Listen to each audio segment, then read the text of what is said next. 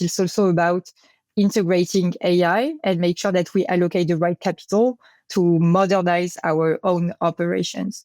And this is the challenge we have today. And on this one, I would be super curious about any CFO able to steer properly the AI budget, for instance, of their companies. I have so many conversations in like other CFOs. We are end of May and everybody already consumed 100% of the AI budget they set 5 months ago. This is a true story. It's happening in so many companies. But is it a reason to stop our AI investment because budget has gone? I don't think so. This is where finance comes to a place where we need to be pragmatic and to refine capital allocation depending on, does it make my customer base grow? Does it make my pricing potential go up?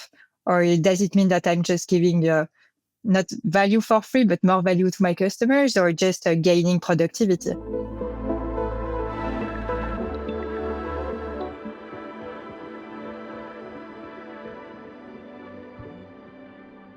Hi, Pauline. Thanks so much for joining us today for the Finance Unscripted. I'm so excited to have you here. Last time we met, it was a common event in Paris. We had a great group of CFOs, had a fantastic conversation, and I thought it would be great to go deeper into some of the questions because everyone enjoyed the conversation. A wider audience can enjoy that too. But also one thing I was excited about because there are not that many CFOs out there who are building in public. You're sharing a lot of learnings that you are getting from your journey, tools that you're using, and insights that you are having as a part of being a leader of a great technology company. So super excited for this conversation. Thanks for having me, Albert. I'm very excited to run this conversation today. I want to start with a little bit unconventional question. I know that you are big trail running, and just curious if you can share a little bit more about this hobby, and maybe does that actually sort of pushing you a little bit performing differently as a CFO as well? Well, to be very honest, I'm not what you would call a runner. I did one trail, full stop. But after the birth of my second child, so my little Simon, I felt this need to prove something to myself that I could run a 10K. It was a 10K trail, and a good friend, she basically dared me.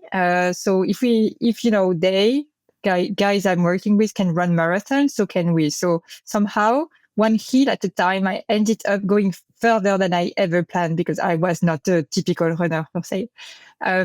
So what I took from this experience, it wasn't really about running.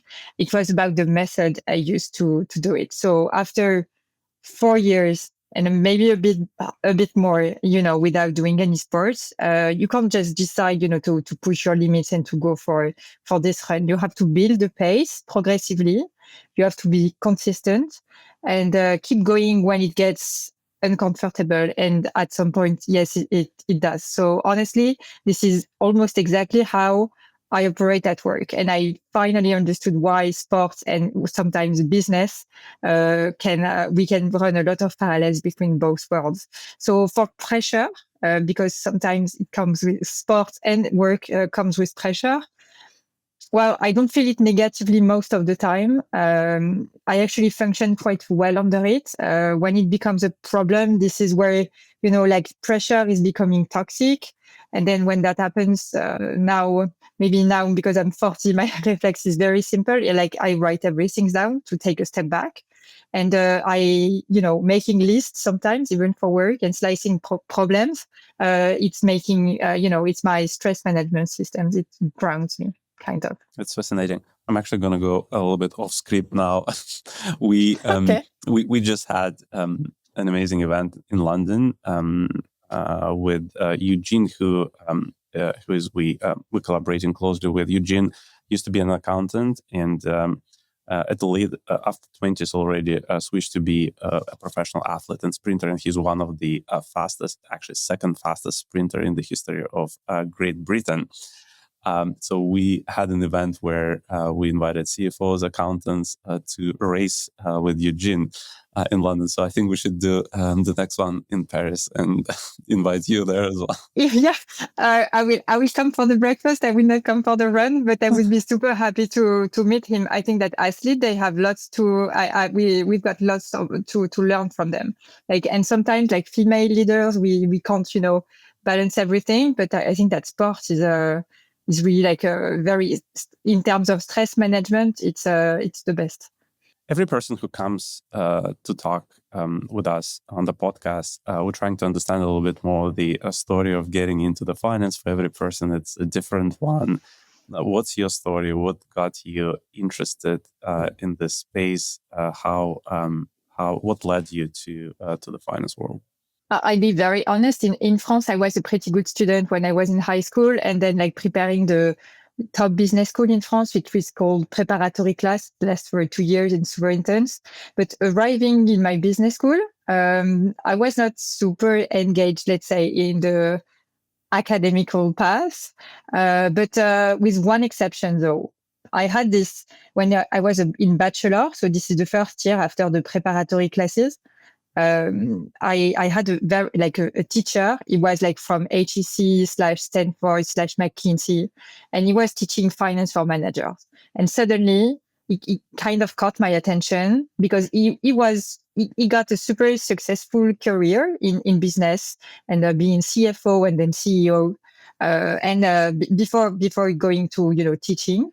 So he was super brilliant. He was passionate about what he was doing. So finance and teaching, and he kind of reignites something for me. So it was a mix of like rigor, discipline, and it like rose my intellectual curiosity about how businesses actually work. So it really caught me, and I was like I think 20, and this is the moment when I kind of decided, how humble we can be when we're 20, to be a finance director somehow. And I target like, okay, I will be a CFO, like, or something like that, when I will turn 30. And 30 when you're 20, it's a long path, So I gravitated towards sectors I found at the time meaningful. So media first and then fashion, let's say luxury fashion. I'm French, so LVMH was offering internships in Paris, and it felt super exciting from the outside, super prestigious. Nevertheless, the reality was that I was a bit bored. I was a bit bored by the relentless, endless financial closing. So every month doing the same procedures, taking the same playbook of my previous intern, of the next intern, etc.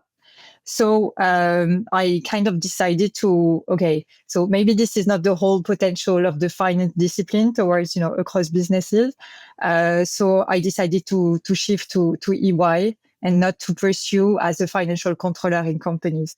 But what the frustration really came from the fact that I was stuck in spreadsheets instead of being supporting the business. I was doing a lot of VLOOKUPs in some data from G. Edwards or Oracle systems. It was horrible, to be honest. It was boring, and it was not the idea I had at school of finance.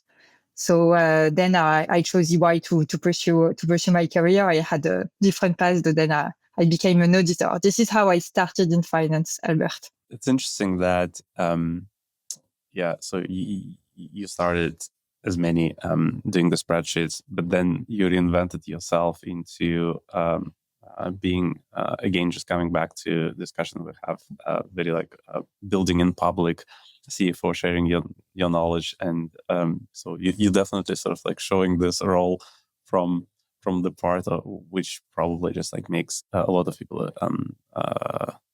excited about this role as well. In terms of maybe, so throughout your career, you had very different experiences working in PE-backed companies, now venture-backed companies. I wanted to spend some time talking about experience in PE-backed company and a little bit on the growth playbook there as well. Maybe if you can share your experience of being a CFO at I'm not sure I'm going to pronounce this, with a good French pronunciation, but Meteor's agents. And so how did you drive the growth, and sort of what was important in that experience, and maybe how it was a little bit different to your current experience as well? Yeah. So just between, let's say, between EY, my years in audit, and becoming a VP finance for a private equity group, or private equity owned group, which was Aviv, part of Axel Springer at the time. I had several positions, but I had the opportunity to work in corporate accounting, but that also, let's say, corporate finance, and I participated in some deals and let's say post merger integration projects that led me to get this kind of position in meilleursagents.com, which was at the time the, let's say, new rising scale up in real estate tech in France. So I arrived in the private equity world from the scale up that was just recently acquired. And then I had I took the challenge to take the fast growing scale up meilleursagents.com and to integrate it with the flagship of the group, which was seloger.com, kind of a Rightmove or a Zoopla actor in the UK, for instance, and to get synergies from it to comply, with the private equity world, which is growth and EBITDA, let's say. So my job was not to reinvent anything that was working at Meilleurs Agents. I arrived after the acquisition, after the scale, but it was about, shifting from this incremental model that met hyperscale thanks to the SaaS model, the subscription model, and toward, a new product expansion. And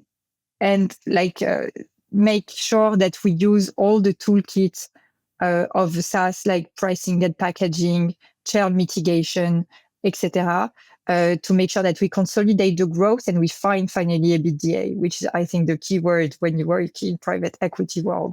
So because I think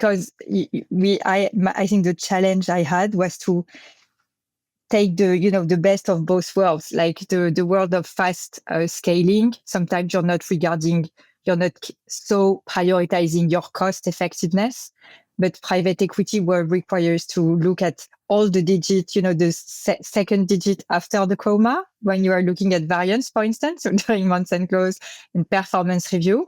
And marry those words was not an easy path. I had to use, the tools and the tech stack we have for finance teams in bigger company, and to bring this in a agile way to the scale up, not to kill the growth, but just to make sure that we are doing sustainable growth, profitable growth. To strengthen as not a pricing expert, but make sure that we are taking the best decision from a financial standpoint, using pricing, looking at the go-to-market strategy, and make sure that when we are launching tons of new products, we are just, let's say, doing big bets instead of, expanding a bit like in scale up. Sometimes you're doing, you want to test everything, not to miss a single opportunity for growth. And it comes with a more, let's say, a selective framework to focus on what will get the best ROI from a financial standpoint. So it was, in terms of skills, it really required to be able to be what is our CEO at Spendesk, Axel, saying, like, eagle view and hands-on. And it was this zoom in, zoom out, zoom in, zoom out behavior that finally got me, I think, to kind of a success of this, scale up in the private equity world. And in terms of the overall, there's quite a discipline in the private equity business, because timelines are set in terms of what type of growth or profitability needs to be achieved. And sometimes it's very different to what's happening in the VC world, where you're just creating values a lot earlier in the life cycle of the company. I'm curious, what are the skills, discipline that you brought into VC-backed world from your experience in the PE-backed Well, indeed, I went back to something more VC, so a bit more maybe agile and fast. But to me, it's an excellent progression because over 5 years in SaaS, PE-backed, I built a real commands in the fundamentals. I quoted some of them already. So pricing mechanics, churn management, monetization model, and commercial operations that are fully data driven. So this is my new toolkit. This is what I brought when I joined Spendesk, and I'm really using that every day. So what I kept from the kind of Axel Springer / KKR years is the discipline. I want precise budgets, like rolling budgets. Sounds like a business as usual, but sometimes it's not. Frequent forecast and fast flows. I mean, like now we've got some tools, right, Albert, to close not to be stuck in the months and close. We can close in 2 days, so we should all do that without exception. And Spendesk was super well structured when I arrived. They already raised a lot of funds. They had like a leading fund like General Atlantic at the board. So I brought an additional layer of rigor, let's say, but the basis was super solid already. But critically, what I brought, I think, is a sharper business lens. And this is what I love about finance in school. Making correlation between finance and business. We are not the guys in the back, we can really support the growth. I'm not here to explain, why we have not met budget this month. I'm here to run the company and to make sure that we allocate the capital that we have, especially in VC, in the best initiatives. So what I let at KKR / Axel Springer, it was a bit the rigidity, because in PE we prioritize profitability. It's maybe saying the obvious, but for VC it's definitely growth. Even if today I think our shareholders, they obviously want both, but let's say that the risk taking it's slightly different. You cannot grow without accepting a certain level of risks. Even like I'm working in a regulated environment, but still we have to module our risk appetite to make sure that we are fostering growth and not only protecting profit. Super different, super interesting.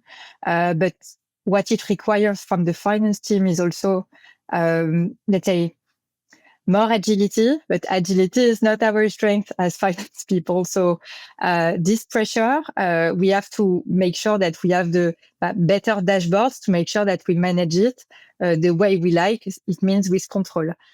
So the cash burn can be a bit stressful, especially coming from PE with a, let's say, high margin and high cash flows.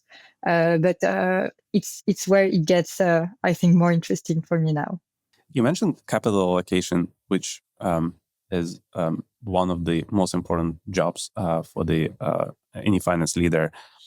So across different type of businesses you've been working at, and also in this new environment where everything moves super fast, I'm curious, sort of like, how do you think about capital allocation today? Anything evolved in your thinking about that up until today? And are you sort of also challenging some of the assumptions that you had from before in the world that seems like accelerating 100x on every single vector today? Yes, I think that capital allocation, it's becoming more and more strategic. And working in a fintech environment when AI is reshuffling the cards, I really think it does. This is the moment when we should really make sure that we allocate the capital on the right bets. And so in terms of hard skills, it's kind of identical of yesterday. Well, we have to be agile and use the new tools, but it's just about the pace and the risk tolerance right now as this AI revolution era. So I would say that in private equity, about protecting profit first, it's about, meeting the budget, make sure that EBITDA is and free cash flow are on budget, and we scrutinize any gap, any variances. Now it's about making sure that we find the right initiatives. We shape the roadmap with the latest, let's say, AI products, AI powered partners as well, and we make sure we secure this 10x.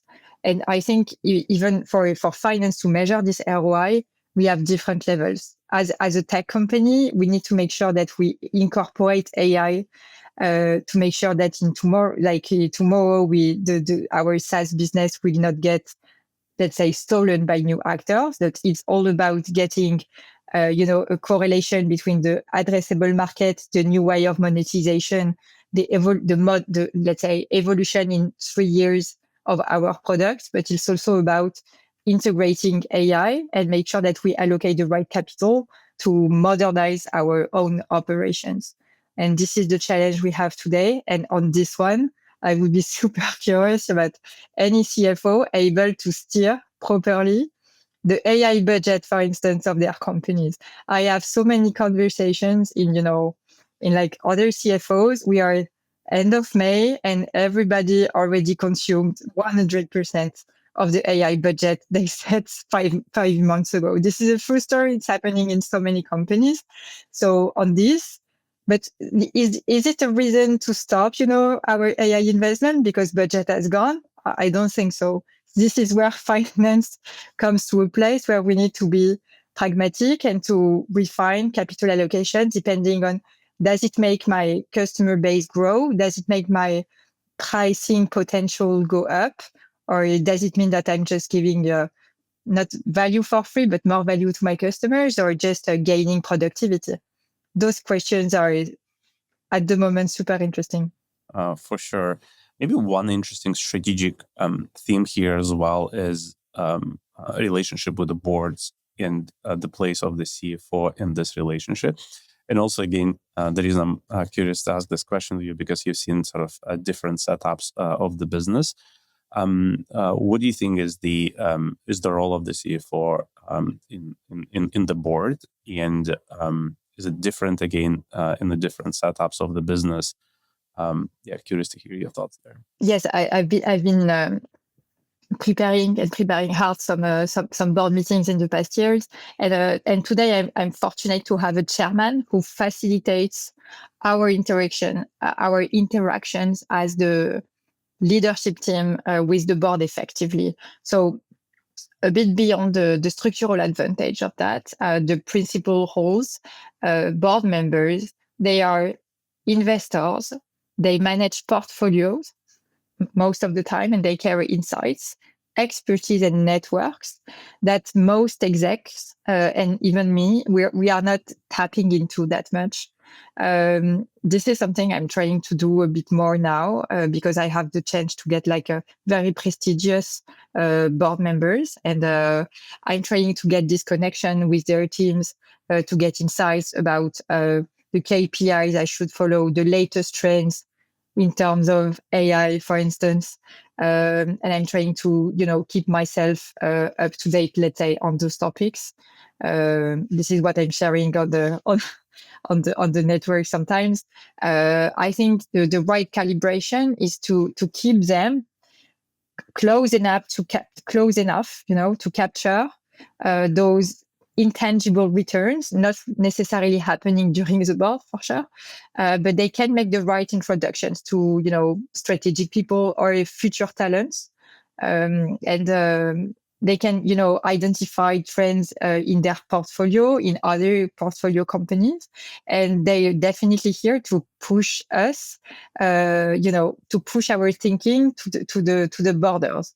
And at the same time, we need to maintain, to get them close enough, and then maintain a bit of independence to stay focused on the business and not just, getting the leadership team to manage upward at the expense of, managing the business day to day.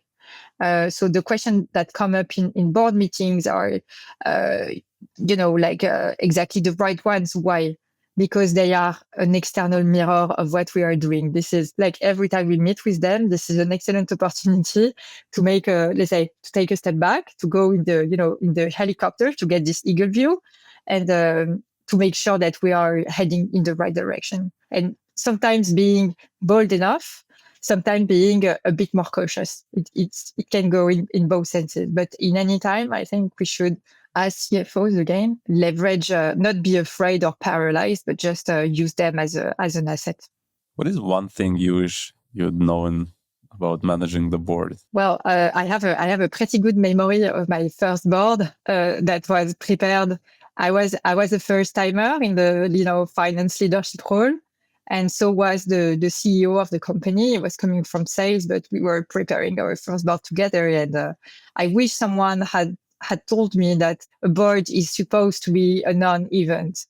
What does it mean, a non-event? It means that a good board is entirely prepared. It means that everyone is pre-aligned before entering the room. And this is nothing like an internal meeting or your exco on your weekly with the leadership team. The agenda is super controlled, and sometimes we've got some corporate stuff to review and approve as well. And conflicts cannot happen in the room. We have to manage to anticipate all the let's say friction points, and to make sure that we solve them before, and that the board is the moment when we discuss issues and challenges, but with some action plans that can drive a decision from them. So I think that my advice would be no healthy storming in the board meeting, never a good idea. This should happen in the weeks before. Wanted to shift to the exciting topic. I know you're very passionate about reinventing the finance function with the AI as well. Spendesk was founded a lot earlier than AI started becoming more mainstream, and a lot of technology was built before that. But I know that you are actively transitioning into this new world. So how are you doing that? How are you actually embedding the AI in your product stack? So today, I think that I was myself a bit skeptical about AI, to be honest. Even joining Spendesk, I was okay. Everybody's talking about it, but I found it, the hallucinations, the inaccuracy, the aspect which is a bit generic, so not suiting my needs. I had some ideas before using it, and then when I started using it with my team, at the beginning to draft commentaries, because I still think it's a boring thing to do. I realized that we really need to get a bit deeper. And then I discovered that to get a good ROI from AI tool for finance and for as like Spendesk CFO for Spendesk customers, we need a foundation, and we need our data to be connected to the agents, to the LLMs. So I really genuinely developed a passion for MCPs. So what is this? It's a context protocol. So in my humble words, this is the connectivity, the connective layer between the data sources, such as my planning module, my ERP, my Spendesk environment, and the agents. And today, I like every other finance person, I'm in love with Claude. So I'm currently testing our own MCP. We announced it at Money 2020 2 days ago in Amsterdam, which is a massive event in the payment industry. And I'm testing it since 2 months before it goes to our customers, and the results are just striking. I've connected a lot of MCPs right now. I've got Spendesk, I've got Pigment, which is my planning tool. I've got my billing system. I've got NetSuite. NetSuite is I need to refine a bit the integration here, but everything is flowing to my Claude environment, in Excel. So it means that I can stay in my spreadsheet, and I can request all the data I need to build dashboard. I would say without even my team. It's not totally true. They are building their own dashboard to do the work in finance operation, accounting, FP&A. But it's really powerful not to go anywhere aside the spreadsheet to get the data in and to get the data live in a very structured way and in a way I can get conversation with my data. It's extraordinary, to be honest. If I had it 15 years ago, well, like when I was still stuck in my VLOOKUPs and pivot tables and endless, very high volumes of tabs, it's brilliant. I'm preparing right now sensitivity analysis that would have cost me maybe nights of work, even 2 years ago. And now I can run them live, doing my live forecast and the risks and ops analysis at the same time. It's super, super powerful. So I think that my end game today would be to kill data preparation when in the bandwidth of my team, in my total capacity. I would love to get this, back to something like 10% to get all this time back for analysis. This is where we should be all the time. This is actually a very interesting point, and a lot of conversations that we're having with the finance leaders is not so much already on, savings, because savings efficiency is coming, but more on like where can we actually deploy this time? Where is the opportunity? How do you think about that? So if you're at 10% or like 20% more efficient, what are the things that you or the teams are not doing you would love to do with that time? On this, what I'm doing right now, and this is super live because this is what I've done in May with the team, not only me, behind I have a pretty talented team. So my time back is definitely to analyze a bit more and to even ask for more analysis. The analysis, I still procrastinated because it's too difficult. I don't even know how to tackle, to handle the data challenge.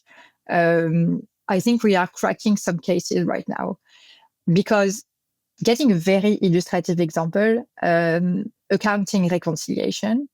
I'm in the middle of my audit right now, and we had, because it happens, some unexplained variances between two accounts, and even all the automations, set up until now were not successful to reconcile the residual amount of a couple of hundred of K. And we ran a script with Claude connected to NetSuite and our, let's say, banking back office to simplify. And Claude running into one night, probably using a lot of tokens, but it cracked our issue. And the unreconciled item went from maybe 500,000 to something like 200 euros. And with my head of accounting, we were not able to do it before. And now, without even a single engineer or in any SQL, just with Claude connected to the MCP, we've managed to do it. And I'm talking about millions of transactions. So it was not fitting Excel at the end. So it was maybe a bit long example, but I was super surprised with the way we can go deeper in compliance check and in reconciliation, like line by line, not only for invoice, but for every single transaction flowing into our system. Yeah, that's incredible. One topic that is coming up a lot these days is buy versus build. Technology is available out there. From one hand, a lot of people experimenting, but then especially when we look into large enterprises, complexity controls, there are a lot of important things to consider, and then also maintenance of the systems in the longer run. So the framework is not that straightforward there, and a lot of people trying to weigh different inputs into that. Curious, how do you think, and is AI changing the equation there, or it's pretty much the same decision-making framework as it was before as well? Well, I don't have a solid conviction today on that, because this make or buy, why? Because, in the make or buy decision, to me, there is the cost, and the cost behind there is the cost today of AI, but looking at tokens consumption like what I was saying, like some companies already eaten up their whole, let's say, AI budget after 5 months this year. Sometimes it feels a bit like of an unknown, area, but sometimes the patterns of our usual framework remains. If you are talking about, let's say, workflows with already a lot of competition in a mature industry, thinking of what I'm doing right now, like AP automation, treasury operations, the market is already offering you good tools with a good ROI. I'm not sure it's worth to spend your time vibe coding something.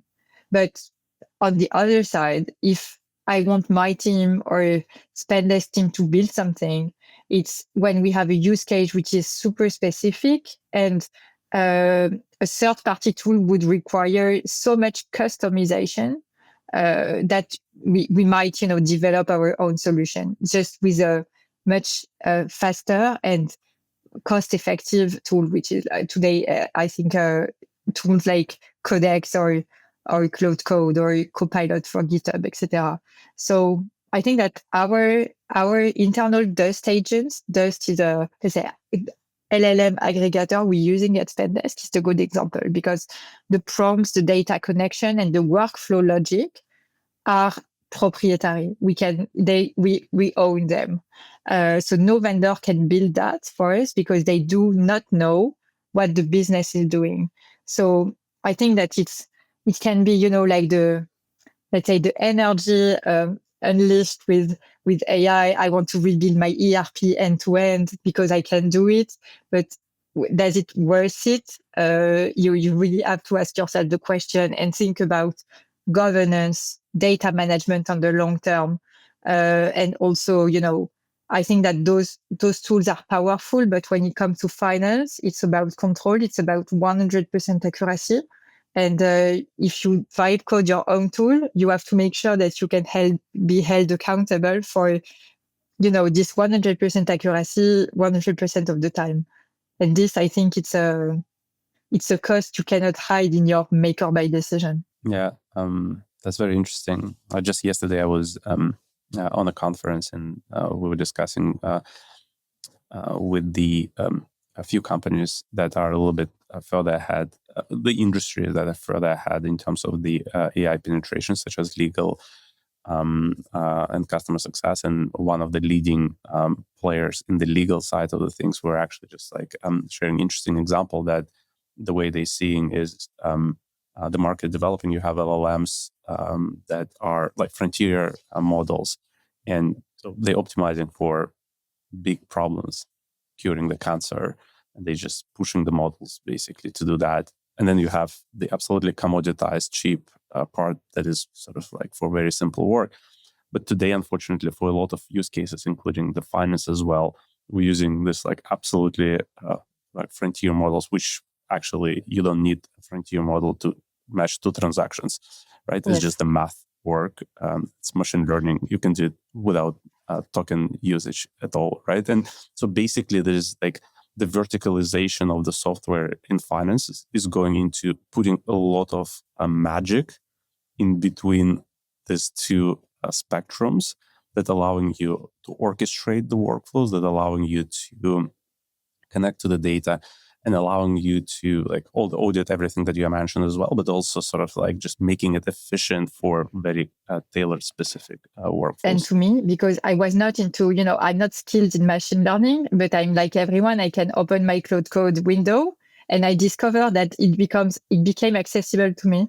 So the question back to my vendors is like, what are you doing to make sure that I can use this without replacing you? What is the experience you can offer me at a better cost to make sure that I'm using them? But for sure, I don't need the latest version of I don't need something super sophisticated. Machine learning can do the work for most of the finance work, but it's an opportunity to challenge the whole, finance landscape. Yeah, absolutely. Interestingly, see, you are at the frontier of adoption. 80% of the CFOs optimistic, and then we've seen data that more than 60% actually their teams haven't even started using it. So we're very, very early in this adoption cycle. From your point of view, why is there such a big gap between enthusiasm and adoption? Well, I think that like the word behind AI is data, and I think that first the data layer remains a problem. Most finance functions, not speaking about recent startups, but we were not built with AI, so it means that the data is still fragmented, super fragmented between legacy ERPs, spreadsheets, lots of spreadsheets, and disconnected systems, or connected, but connection is not working super well. So before we can do anything interesting with AI, we have to do the very unglamorous work of cleaning and connecting the data. And this is where I'm still, I think, spending a lot of time right now. And this work, it's hard. It's hard, and you cannot sell it. It's not super visible, but you cannot demo it to the CEO and make it fancy. But so sometimes it's deprioritized, let's say, in your to-do list. So I think first it's data, but then it's governance, a bit of anxiety around it, because finance, I mean, we are super reluctant to change because we are the controllers of the company. So the idea of delegating end to end to a machine, some actions, flagging budget variance or flagging mistakes without even getting a human touch, it makes most of finance leaders a bit uncomfortable, and I think they are right to be. So what most organizations are still lacking is, a map where we can delegate end to end to an agent or to AI, and where we should be, supervising, let's say, critical or sensitive action. This is where I think it explains a bit why, like, almost everybody is optimistic about the productivity gains, but we are very reluctant to test it ourselves. And third, and it can be the most underestimated, this is the experimentation culture in finance. It's I think not non-existent, but it's a bit weak. If we compare ourselves, you quoted, like customer success. I know in talent acquisition for recruitment, they can go fast as well, and they want to test new things. But finance team, we are trained to be, right and not to make any mistakes. So AI, it requires you to be comfortable with iteration, with sometimes inaccurate outcomes at the beginning. So to accept imperfection, it can be, a strong no-go from most of the finance professionals. And this is it requires to operate a bit differently and to build this testing and learning muscle, which is not our best, let's say. For sure, this goes against a little bit of the core skills being taught to the finance professionals as well. On a practical note, very curious, what is the most surprising use case AI is doing inside Spendesk's finance team today? I think you mentioned a couple of, but just curious, something that maybe you didn't expect. Well, at Spendesk, like using our own MCP, so our own model plugged into Claude. I think that recently it's not finance directly, but we are also offering a procure to pay suite or a product suite. And we're doing right now some vendor analysis. My procurement manager is doing some. And I'm amazed by let's say, for, in request of quotation from vendors, sometimes not quoting on the same scope, not monetizing the same services. I was super surprised positively by the quality of the vendor comparison analysis we were able to do with Claude, and like the quality of the decision making, in the back. So every items of the decision were sliced very methodically, like the cost side, the product feature, the long-term ROI depending on some productivity gains. And I mean, the model of my procurement manager was almost more sophisticated than what I'm doing in FP&A. So it kind of puzzled me. in the way, okay, this is what a procurement manager can do with Claude. I want him to review my whole vendor list and to go and to get, like savings on every line with this kind of, let's say, granular analysis. But what I want to stress on is it's not about just the time is saved to do this analysis. It's about what they are using with the time they have back. This time is getting directly into more analysis and more challenge. They are going back to the business or to the product teams with more challenges. They are, and I think at the end is creating value for the company because they are having conversations at a better level because we are not drowning anymore with numbers we have hard time to reconcile. We are actually discussing the numbers themselves. So AI is not making the process faster. It's a thing, the velocity, but it's also unlocking a quality of contribution for the same team that was unseen before. And in terms of the change for different roles, do you think that there will be use cases or some application where it will completely remove some roles or will just make faster them? How do you think about that? It's probably not sort of like unevenly distributed there, but curious how you think about that. It's an opportunity to upskill maybe people just like me, for instance, but even younger people who haven't learned AI at school, because we will somehow in some years. It's all about not eliminating the jobs, but making the roles a bit evolving. Because yesterday, an analyst, again, they were trained, they were champions, they were championing Microsoft Excel or sometimes like Access or other, SQL queries to get like dashboards, even updated. So they were spending 80% of their time consolidating data. And now they have the potential to use this time, 80% of their time to analyze the numbers. So I think this is pretty new. And when I was let's say an analyst myself, it was not like that. So I think the jobs might not disappear, maybe except the jobs that were dedicated to very high volume and very repetitive work. I think that in those cases, those roles will evolve, even from an AP accountant yesterday with AI, it can turn into a GL accountant much faster. And I think that this is a more interesting job to be, general ledger accountant than just AP on transactions. So I really think that the one who will adapt and move up to, the value chain, that will be more valuable than ever. And those who do not they won't find a role. They will be sometimes maybe not replaced, but maybe challenged by a colleague who would have worked on these AI skills. Speaking of the team, curious how what's the evolution of your thinking in terms of what type of people you would like to have in the team?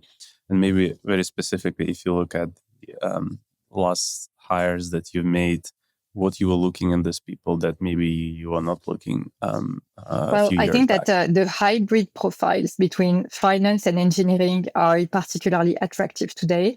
I received some resume recently for a summer internship, people being, doing a degree in economics, but also doing a master in data engineering. I think that, I was hiring 2 years ago for financial expertise, business modeling, etc. And today I'm more hiring for the ability to move between financial logic and technical implementation. At Spendesk, we really think that the finance engineer role will emerge in some bigger companies to make sure that we build the agents that will augment the work and the productivity of the finance teams. How do you encourage team to experiment more with AI, especially knowing that a lot of people not naturally coming with that gene in the finance space. This is my humble contribution to the getting AI more into my team. This year is to make a hackathon. I think that 5 years ago I would have found I sound like an engineer, but this is what we should organize for our team. To dedicate one day with the right tool to dedicate it to vibe coding. It's just, I'm not saying we should not try to make our teams adopt AI every day. I think adoption is interesting, but letting them an opportunity for one day to be supported by an AI engineer, and at Spendesk we have one, which is brilliant and helping a lot our operations, with the explicit goal of pushing the boundaries, of their own work. And the hackathon is now in 2 weeks, and ideas are coming, to pop up. And even the atmosphere in the team is now AI is now correlating AI with excitement, and not only like another duty I have to do this year and at the end is going to replace me. No, I'm going to use it, and I have the opportunity to crack some cases I've got. I found it super inspiring. It's super cool that all of this engineering cultural things are coming to all other teams as well. By the way, are you doing it in a proper engineering way with 24 hours? I'm not doing 24 hours. I'm taking the pizza. I'm taking pizzas for lunch. And I asked because working in a fintech, getting CFOs as customers, I asked my CPO, my chief product officer, to be in the jury at the end of the day. But I'm not doing 24 hours. I'm doing 10. It's already a lot. With AI, it's enough. So maybe next time people will enjoy it so much. And what's the one skill now, like every professional, finance professional should learn and sort of like be very on top of? Basic prompting. I think that what I'm looking for in a resume now is definitely that. I think someone who hasn't built anything in 26, I'm really questioning like the potential and iteration. I mean, like those basics coming from tech development. So prompting, coding, and iterate, this test and learn.